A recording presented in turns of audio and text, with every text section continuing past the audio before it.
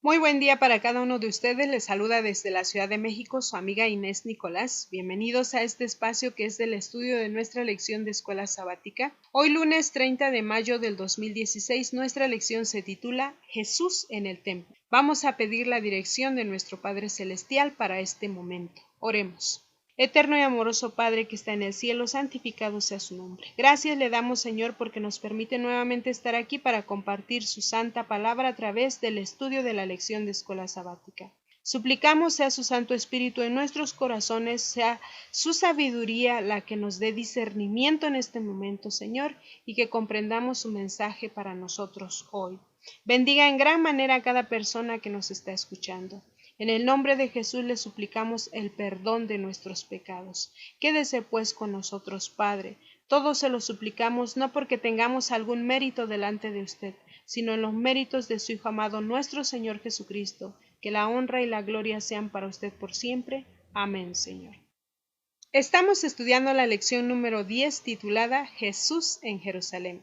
La cita bíblica para memorizar la encontramos en San Mateo 21:42, que dice así: Y Jesús les dijo: ¿Nunca leísteis en las Escrituras la piedra que desecharon los edificadores? Ha venido a ser cabeza del ángulo. El Señor ha hecho esto, y es cosa maravillosa a nuestros ojos. Una pregunta que hizo nuestro Señor Jesucristo. En este trimestre que estamos estudiando el Evangelio de San Mateo, y entonces cuando nosotros estudiamos cómo se va cumpliendo el Evangelio a través de la vida de nuestro Señor Jesucristo, cómo se va cumpliendo la profecía, una profecía que fue dada al pueblo de Dios para esperanza, para confort de sus corazones, así como lo estudiamos el día de ayer, que lamentablemente por cuestiones del clima no pudimos publicar el audio, pero si estudiamos nuestra lección en casa, sabemos que cuando estudiamos Esdras, Ageo, Zacarías, vemos cómo Dios conforta a su pueblo cuando ellos ven que el templo que reedifican después de 70 años de haber sido cautivos en Babilonia, cuando son liberados, ellos regresan a Jerusalén y reedifican este templo. Y ellos se dan cuenta que no tiene la misma gloria que tenía cuando fue hecha por manos del rey Salomón. Ellos se entristecen, ellos lloran en alta voz, dice Esdras. Los profetas Ageo y Zacarías, siervos del Señor, ellos reciben palabra de Dios para confortar estos corazones, puesto que nuestro Padre Celestial está prometiendo la venida de nuestro Señor Jesucristo.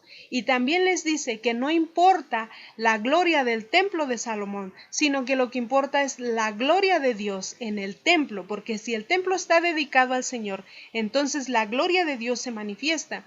Y no es lo que nuestros ojos perciben, sino es lo que Jehová percibe de nosotros en su templo. Si leemos Ageo capítulo 2, hay palabras de confort como estas que dicen: porque así dice Jehová de los ejércitos, de aquí a poco yo haré temblar los cielos y la tierra, el mar y la tierra seca, y haré temblar a todas las naciones, y vendrá el deseado de todas las naciones, y llenaré de gloria esta casa. También dice: mía es la plata y mío es el oro. También dice esta frase: la gloria postrera de esta casa será mayor que la primera, porque lo que importa es la presencia de Dios en el templo, no cómo se adorne el templo. Estas palabras sirven de confort para estos hombres que reedificaron el templo de Salomón. Pero también viene palabra de Dios a Zacarías, y entonces Zacarías deja este escrito en el capítulo 9 para reconfortar nuestra esperanza en nuestro Redentor. Dice así: alégrate mucho, hija de Sión, da voces de júbilo, hija de Jerusalén. He aquí tu rey vendrá a ti, justo y salvador, humilde y cabalgando sobre un asno, sobre un pollino, hijo de asna. Vemos esta palabra certeramente cumplida en el Evangelio de San Mateo. Así también podemos leerlo en los 4 evangelios de la palabra del Señor. Sin embargo, estamos estudiando San Mateo y nos vamos a enfocar en este libro. Nuestro Señor Jesús hace una entrada triunfal, dice la palabra del Señor.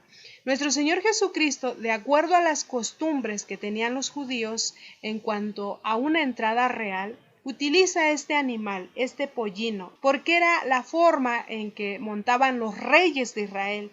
Y la profecía había predicho, así como lo leímos en Zacarías, de cómo llegaría el Mesías a su reino. Comienza la multitud a aclamarlo como Mesías, a aclamarlo como su rey.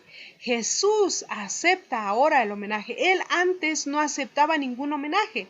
Sin embargo, en este momento, Él acepta que le rindan este homenaje y los discípulos, al ver todo esto, reciben esta mención de nuestro Señor Jesucristo como una prueba de que se realizaría de alguna forma su gozosa esperanza que ellos tenían en su corazón de que nuestro Señor Jesús establecería su reino en esta tierra.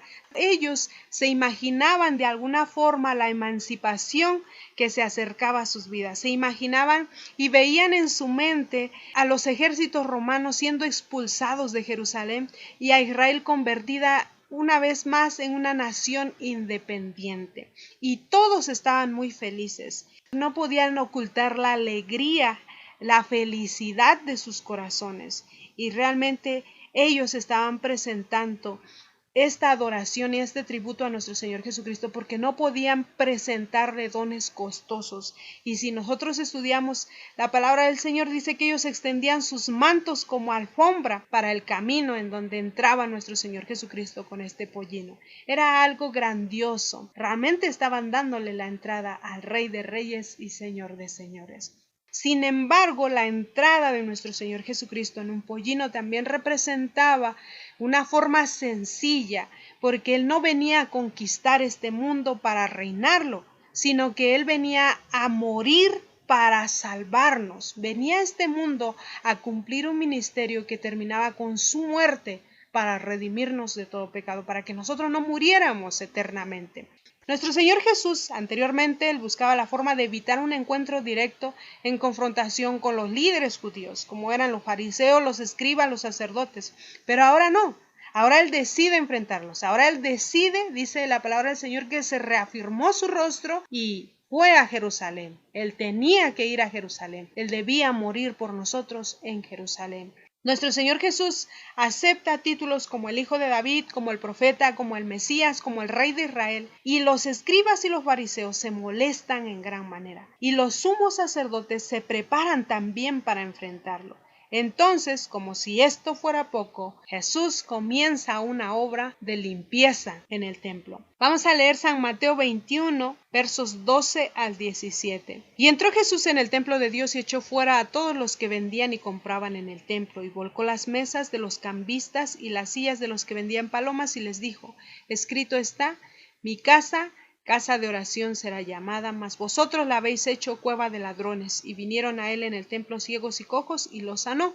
Pero los principales sacerdotes y los escribas, viendo las maravillas que hacía y a los muchachos aclamando en el templo y diciendo: Hosana al Hijo de David, se indignaron. Y le dijeron: ¿oyes lo que estos dicen? Y Jesús les dijo: sí, ¿nunca leísteis de la boca de los niños y de los que mama perfeccionaste la alabanza? Y dejándolos, salió fuera de la ciudad a Betania y posó allí.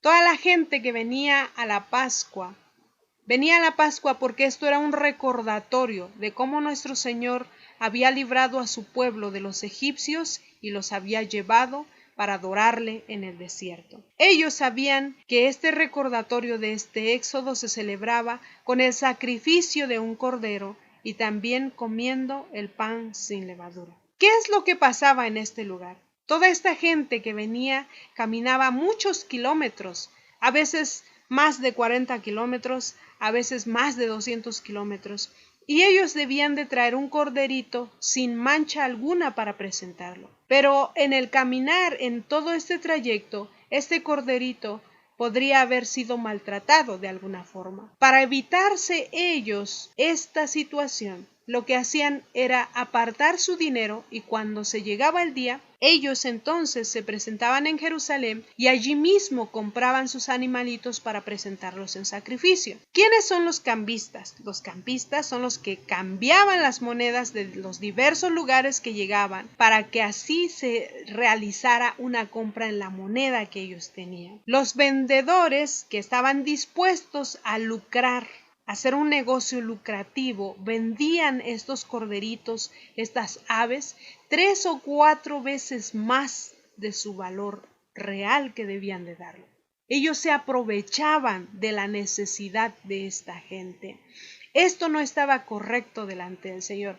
Y nosotros podemos preguntarnos, ¿por qué nuestro Señor Jesús no pasa por alto esto si dentro de muy poco Ya todo esto tiene que cesarse, tiene que cesar los sacrificios, tiene que cesar esta celebración. Si lo que va a quedar en lugar de esta celebración es la ceremonia del rito de humildad y de la Santa Cena como lo celebramos nosotros, ¿por qué nuestro Señor Jesús se toma la molestia en corregir esto? Bueno, si bien recuerdan, nosotros hemos mencionado que Jerusalén es un símbolo de la presencia de Dios y su gobierno. El templo de Jerusalén es un símbolo de la presencia de Dios en medio del pueblo fiel de Dios. ¿Cómo permitir que estos hombres profanaran un lugar santo? ¿Cómo permitir que estos hombres desviaran la mente de la gente para el propósito que en verdad tenía esta celebración de la Pascua? ¿Cómo era posible que esta gente había perdido de vista el objetivo principal de esta ceremonia? Y habían perdido de vista ¿a quién? A nuestro Salvador. Los 4 evangelios nos mencionan la purificación del templo, pero Juan menciona la primera purificación del templo en el capítulo 2, y vemos que esto sucede durante la visita de nuestro Señor Jesucristo en el templo, también en la Pascua, en el año 28 después de nuestro Señor Jesucristo. Y la segunda purificación acontece en el año 31. De este modo, estas 2 purificaciones del templo nos proveen un paréntesis al ministerio de nuestro Señor Jesucristo y nos muestran cuánto se preocupa por la santidad del templo y de sus servicios y cómo afirmaba su misión mesiánica y su autoridad.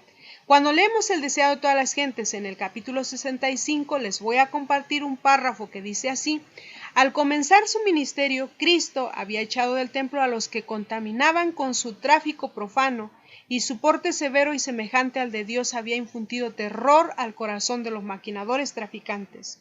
Al final de su misión, vino de nuevo al templo y lo halló tan profanado como antes. El estado de estas cosas era peor aún que entonces. El atrio exterior del templo parecía un amplio corral de ganado. Con los gritos de los animales y el ruido metálico de las monedas se mezclaban el clamoreo de los airados altercados de los traficantes, y en medio de ellos se oían las voces de los hombres ocupados en los sagrados oficios.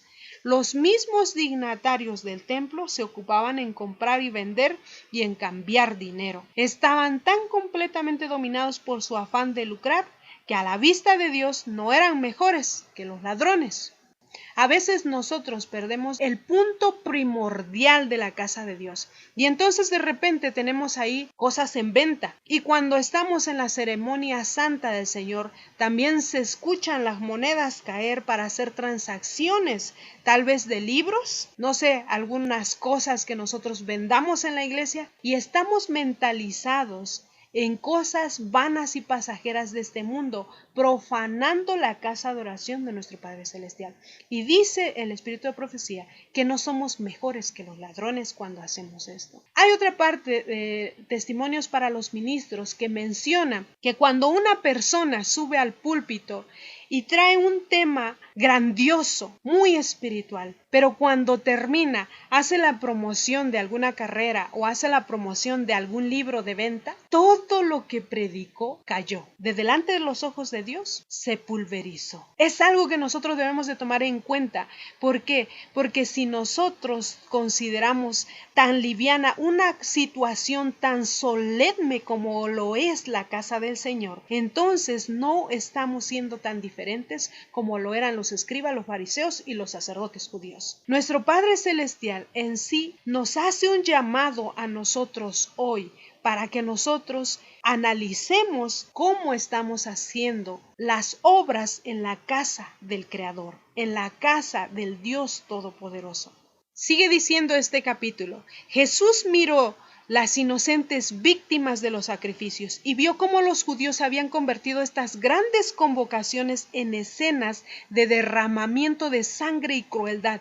En lugar de sentir humilde arrepentimiento del pecado, habían multiplicado los sacrificios de animales como si Dios pudiera ser honrado por un servicio que no nacía del corazón. Los sacerdotes y gobernantes habían endurecido sus corazones con el egoísmo y la avaricia, habían convertido en medios de ganancia los mismos símbolos que señalaban al Cordero de Dios. Así se había destruido en gran medida a los ojos del pueblo la santidad del ritual de los sacrificios. Esto despertó la indignación de Jesús. Él sabía que su sangre, que pronto había de ser derramada por los pecados del mundo, no sería más apreciada por los sacerdotes y ancianos que la sangre de los animales que ellos vertían constantemente. Qué triste es esta situación. Ellos habían corrompido este ministerio tan solemne. Ellos lo hacían como cualquier cosa. Sonaban las monedas de las transacciones, de las ventas, de los cambios de lo que hacían. Y sonaban también las voces de los alegatos para regatear los precios. Y sonaba también el grito de los animalitos cuando estaban siendo sacrificados. Y todo esto era una confusión total, no sabiendo que esto era un simbolismo del ministerio perfecto del Hijo de Dios en esta tierra. Y él decía, ciertamente el obedecer es mejor que los sacrificios, y el prestar atención que el cebo de los carneros.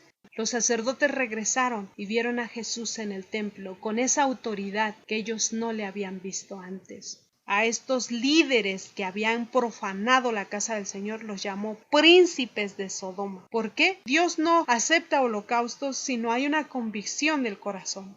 Les comparto un último párrafo del deseado de todas las gentes del capítulo 65 que dice así: el mismo que había dado estas profecías repetía ahora por última vez la amonestación en cumplimiento de la profecía.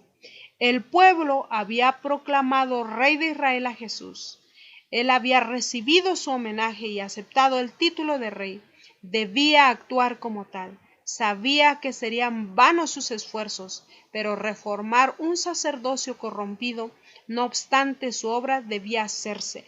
Debía darse a un pueblo incrédulo la evidencia de su misión divina. Vinieron a él los ciegos y él les dio vista.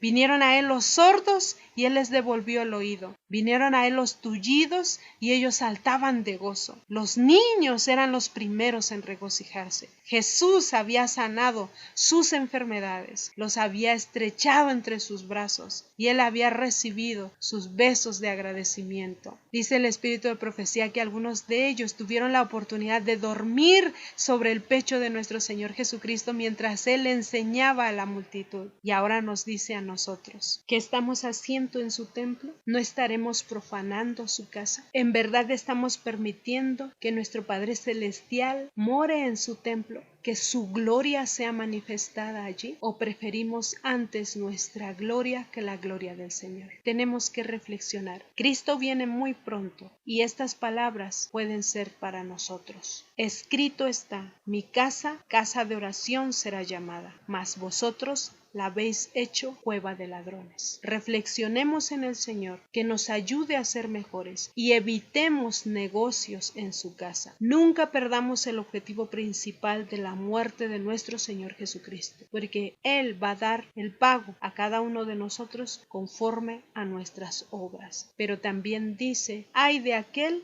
que sabe hacer lo bueno y no lo hace. Que Dios bendiga su palabra. Les agradecemos su compañía. Esta es una cortesía y producción de Ministerios Life Radio y Noches de Esperanza Ministries. Nuestra página web es www.nochesdeesperanza.net.